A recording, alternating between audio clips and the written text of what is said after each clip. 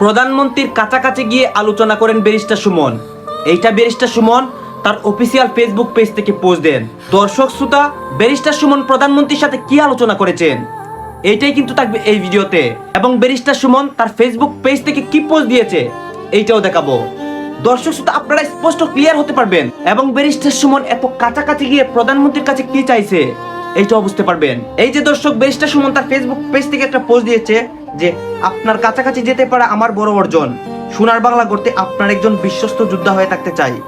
ভালো থাকুন মাননীয় প্রধানমন্ত্রী। দর্শক শ্রোতা, আপনারা তো ব্যারিস্টার সুমনের কাজকর্মগুলো দেখেন। ব্যারিস্টার সুমন কিন্তু সবসময় ভালো কাজ করে এবং সে কিন্তু বাংলাদেশকে অনেক দূর এগিয়ে নিয়ে যাচ্ছে। দর্শক শ্রোতা, আগে দেখেন ব্যারিস্টার সুমনের কিছু বক্তব্য, তারপর কিন্তু সেই মূল ভিডিওটা দেখাবো। তাই ভিডিওটা আপনারা ধৈর্য ধরে সম্পূর্ণ দেখবেন এবং ভিডিওতে একটা লাইক দিয়ে যাবেন। এই দেখেন, আরে আমি পড়তে পড়তে ব্যারিস্টার হইছি, আমি ভালো করে জানি কার খেলা কোথায় দিতে হয়। কিন্তু আমি ওই মুরগি যেভাবে মুরগির বাচ্চারে পালে এইভাবে আমি তোমরা পাইলে রাখো। আমার কিন্তু বুট আসে নাই, আরো 5 বছর পরে বুট। আমি এখন ঢাকা গিয়া পয়সা খাইলে কি হইতো? আমার কি এখানে আসার দরকার কি? আমি আগামী 5 বছর পরে আইয়া কইতে হইতো যে দিদি গো বুট দাও গো দিদি, আমি নৌকা লই আইছি, দেখতো তোমরা বুট দিলাইতা। আমি মন থেকে আইছি, মনের ইচ্ছায় আইছি। আমার মনে হয়েছে যে এরারে আমি কথা দিচ্ছি উনাকে, উনার বুদ্ধি এবং পরামর্শ নিয়েই যে সব জায়গায় উনি কাজ করেন নাই, উনার সাথে পরামর্শ করে আমি, যেহেতু আমরা দুইজন একই জায়গায় কোর্টে প্র্যাকটিস করি, আমার সিনিয়র উনি, আমার বয়সে সিনিয়র, আমার প্র্যাকটিসে সিনিয়র, উনার সাথে করে নিয়েই শুনেন, আমি উন্নয়নের স্বার্থে, সোনারঘাটের উন্নয়নের স্বার্থে এইবারের নির্বাচনে যিনি আমার চরম বিরোধিতা করছেন তার সাথেও আমার বন্ধুত্ব করতে কোনো আপত্তি নাই। এবং আমি বন্ধুত্ব আর হাত বাড়াইলাম, আপনি যদি আমার হাত ফিরাইও দেন তাও আমি বন্ধুত্ব সারা জীবন টিকায় রাখতে চাই। কারণ আমি এইখানে যারা আমরা জিতছি, আমাদের মেইন ফোকাস এখন হচ্ছে গিয়ে সোনারঘাট মাধবপুরের উন্নয়ন।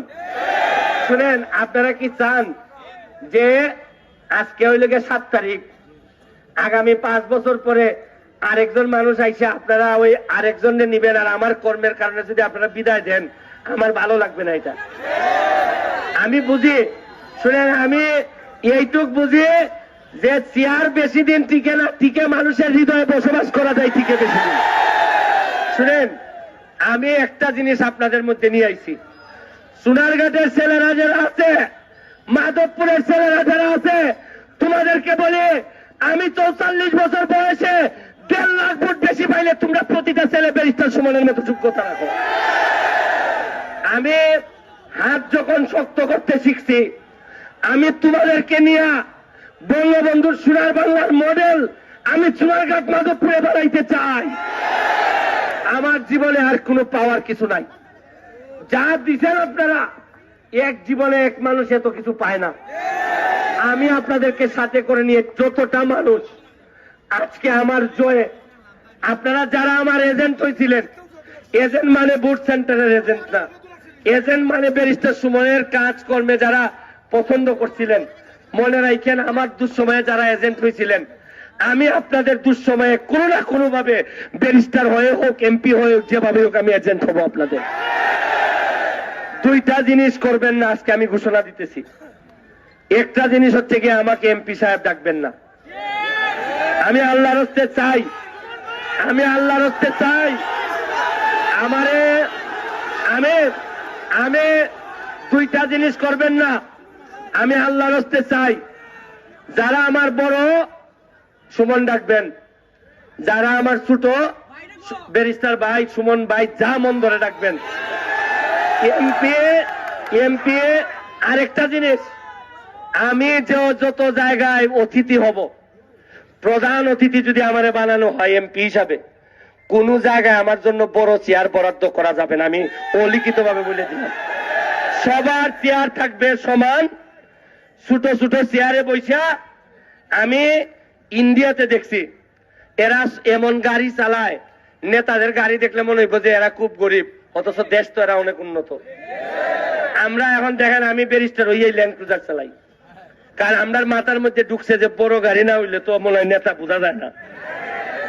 বালা মোটা গাড়ি, আমি এই গাড়ি না হইয়া উরু গাড়ি আনলে আপনি কইলেন মনে হয় মাও বালের সাথে কুলাই উঠতে পারতো না এই গাড়ি লইয়া।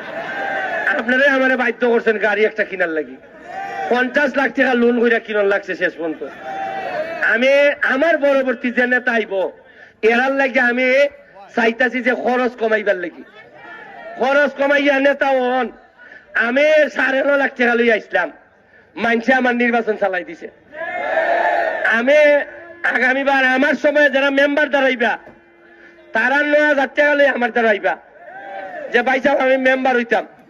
আমি কম 9,000 টাকা যদি তোমার 1 টাকা বেশি খরচ হয় তো হিসাব দেওয়ান লাগবো কই দিলাম। কারণ মেম্বার হইতে বেটা খরচ করে 1.5 লাখ 5 লাখ, এবার তুলার লাগে না এই টাকা, কই থেকে তুলে বেটায়। এরপরে আর চেয়ারম্যান ভাই সাহেব পয়সা খরচ করেন যেত না, যে বালা এরা মানুষে ভোট দিব। আর আরেকটা জিনিস 9.5 লাখ লই আসলাম নানি, 9.5 লাখ লই আসলাম নানি, রুজি তো আরো অনেক হইব। তারপর আগামী 5 বছর যদি শ্রম দিতাম পারি বাচ্চা থাকি, আবার যদি খাইছো এমপি বার, তাও আপনারা সামনে ওই হলফনামা নির্বাচন কমিশনে দেওয়ার আগে আমি আমার সোনারঘাট মাধবপুরবাসীর কাছে দিব, আমার কাছে কয় টাকা আছে। শুনুন, নেতাগিরি যেহেতু করবা তে হাওয়াই কেমনে, আবার মানুষের সেবা হয়ে যেহেতু কর্মতে মালও দাঁড়ায় কেমনে। 3 দিন হয় না নেতাগিরি কইরা 4 দিনের দিন দেখা যায় একবার উভয় নাই সেন্টার গন্ধে তার দ্বারা যাওয়া যায় না। ইটা আর সোনারঘাট মাধবপুরবাসী আর মানতো না। এবার সময় আইসে কাম করবা, নেতা হইবা। আর ওই যে মজা মারে মজা ভাই আমরা খালি বইটা পাই, ইটা হইতো না, মজা মারে মজা ভাই। এরপরে মানুষে আমারে কইবা মজা মারে সুমন ভাই আমরা খালি বইটা পাই, ইটা হইতো না, ইটা চলবে না সোনারঘাট মাধবপুর। এরপরে যারা তরুণ যারা আছেন, আমি মানুষের জিগায় আমার ইন্টারভিউতে যে আমার এই অনুভূতি কিতা, আমি কই আমার অনুভূতি হইল গিয়া মেয়েরে যখন বিয়া দেওয়া হয় শ্বশুর বাড়ি যাইবার সময় দেখুন দনি বাড়ির বিয়া দিল, মেয়ে খান্দে গেলে মনে করে যে শ্বশুর বাড়ির গে সেটেল হইতে পারবো কিনা, কেমনে গে টিকবো। আমার অবস্থা হয়েছে সেম, আমি আজ করাই আমার খান্দন লাগবো যে আল্লাহ তুমি তো আমার এমপি বানাইছো ঠিক হই, কিন্তু 8.5 লাখ লোক দিয়া দিছো আমারে। এর মধ্যে একলাও যদি না খাইয়া থাকে আমার কর্মের কারণে, দুনিয়া তো যাইবো আমার আখেরা তো যাইবো। আমি এখন আপনারা যেটা অনেক বড় স্বপ্ন লইয়া ফইলা কাম হইব। আমি শপথ নেওয়ার সাথে সাথে ফইলা যেদিন আমি সোনারঘাট আইমু, শপথ নেওয়ার সাথে সাথে সোনারঘাট থেকে যেদিন আমি বাড়িতে আইমু, প্রথম কাজ হইল গিয়া মরা গাঙের কচুরি বানা পরিষ্কার করা, যে লাইন ফ্যান। দর্শক শ্রোতা, আপনারা তো ব্যারিস্টার সুমনের বক্তব্যগুলো দেখলেন, এবং ব্যারিস্টার সুমন কিন্তু এমপি হওয়ার পর থেকেই দেশের মধ্যে অনেক সাড়া ফেলে দিয়েছিল, এবং ব্যারিস্টার সুমন কিন্তু অনেক গর্জনমূলক বক্তব্য দিত, এবং সে কিন্তু সংসদ ভবনেও যায়, এবং সংসদ ভবনে গিয়েও কিন্তু প্রধানমন্ত্রীর কাছাকাছি বসছিল।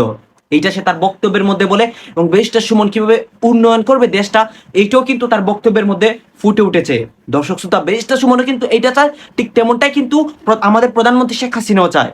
এইটা কিন্তু ব্যারিস্টার সুমন বারবার বলে যে আমি যদি প্রধানমন্ত্রীর সাথে হয়ে কাজ করতে পারি, এইটাই আমার সবচেয়ে বড় অর্জন। দর্শক শ্রোতা, ব্যারিস্টার সুমনের কথাগুলো আপনাদের কাছে কেমন লেগেছে প্লিজ ভিডিওর কমেন্ট বক্সে বলে যাবেন। এবং আপনাদের কাছে আমার একটা রিকোয়েস্ট থাকবে, আপনাদের যদি ব্যারিস্টার সুমনের কথাগুলো একটু ভালো লাগে থাকে তাহলে চ্যানেলটি সাবস্ক্রাইব করবেন। ধন্যবাদ।